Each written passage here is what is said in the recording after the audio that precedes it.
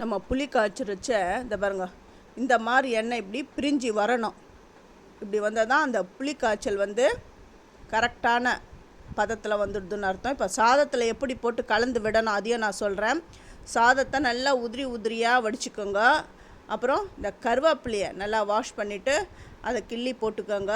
தனியாக வறுத்து வச்சுருக்கிற உளுந்தம்பருப்பு, கடலைப்பருப்பு, வேர்க்கடலை, அப்புறம் காஞ்ச மிளகா, முந்திரி அதை இதில் கொட்டிட்டு இந்த சாதத்தில் எல்லா இடத்துலையும் பரவுற அளவுக்கு நல்லா கலந்துக்கோங்க. கலந்துட்டு அதுக்கப்புறம் புளி காய்ச்சி வச்சுருக்கிறத கொஞ்சம் கொஞ்சமாக இதில் சேர்த்துக்கோங்க.